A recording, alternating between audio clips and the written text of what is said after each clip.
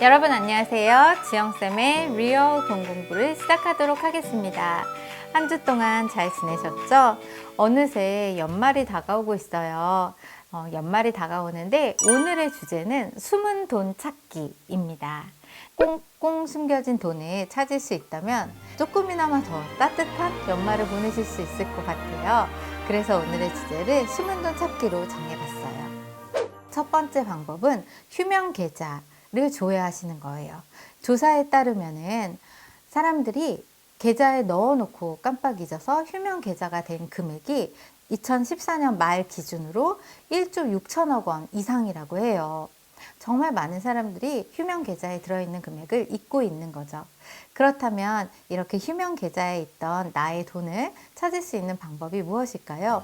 은행연합회에서 운영하는 휴면 계좌 통합 조회 시스템 홈페이지에 접속을 한 후에 휴면 계좌를 조회하기 위한 방법으로 이름과 주민등록번호를 입력하신 후에 공인인증서를 이용해서 조회하실 수 있으세요.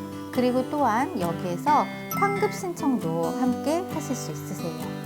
휴면 계좌에 있는 그 잔액을 2년 동안 찾아가지 않으면은 기부가 돼요.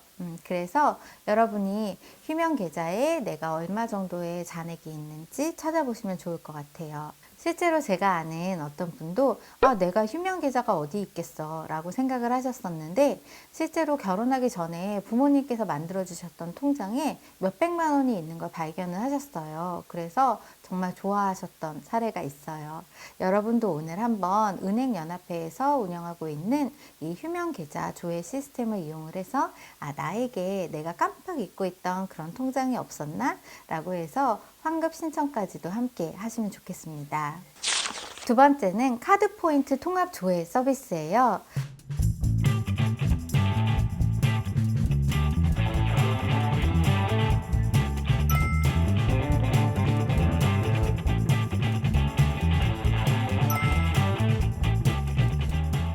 카드 포인트 통합 조회 서비스는 금융감독원에서 운영하고 있는 서비스인데요.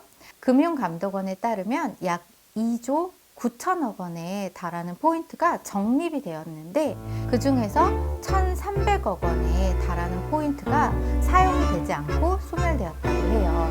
그래서 많은 분들이 카드 포인트가 있음에도 불구하고 그리고 그것을 현금화 시킬 수 있음에도 불구하고 내가 있는지 없는지 잘 몰라서 그대로 찾아가지 않다가 결국에는 시간이 지나면서 소멸이 되어버리는 거예요. 그래서 여러분도 만약에 평소에 내가 카드를 많이 사용했었다면 나의 포인트들을 다 합쳐서 통합으로 현금화 시킬 수 있는 방법이 있는지 연말이 가기 전에 한번 확인해 보셨으면 좋겠어요. 세 번째 방법은 지난번에 제가 소개해드렸던 토스라는 앱이 있었어요. 여러분이 신용 등급을 조회하고 싶으실 때 토스라는 앱을 이용을 해서 간편하게 자신의 신용 등급을 조회할 수 있으셨는데요. 또 한 가지 더 조회하실 수 있는 게 있어요. 바로 숨은 보험금을 찾는 일이에요. 예를 들어서 내가 어떤 보험을 가입을 했는데 만기가 지난 이후에도 만기가 지났는지 잘 모르고 넘어가는 경우가 있어요. 내가 갖고 있던 이런 보험 계좌 중에서 혹시나 만기가 지난 것은 있지 않은지 또는 휴면 상태인 보험 계좌가 있지는 않는지 토스라는 앱을 이용을 해서 간단하게 여러분이 한번 찾아보실 수 있으세요. 그리고 이 세 가지 외에도 보너스 팁이 하나 더 있는데요. 바로 여러분 중에 아마도 실비보험을 드신 분이 있으실 거예요. 실비보험에 가입하신 분은 내가 병원에서 사용한 금액이 있는데 아직까지 청구하지 못한 금액이 있으실지 몰라요. 그런 금액이 있다면 적어도 진료를 받은 이후에 3년 내에 다시 청구를 해야만 실비보험으로 환급 받으실 수가 있어요. 그래서 정말 시간이 오래 지난 경우에는 다시 환급을 받으실 수 없으니까 올해가 지나기 전에 여러분이 한번 점검을 해보셨으면 좋겠어요.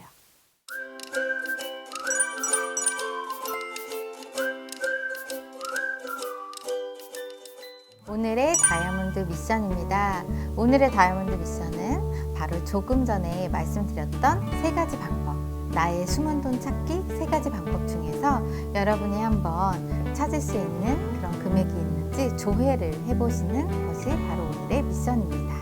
이렇게 한다면 여러분들이 잊고 있었던 작은 돈까지도 찾는 그런 습관을 기르실 수 있을 거라고 생각합니다. 오늘의 책입니다. 오늘의 책은 흔들리지 않는 돈의 법칙이라는 책이에요. 흔들리지 마라, 현혹되지 마라, 부자 될 기회가 있다 라는 말을 하고 있어요.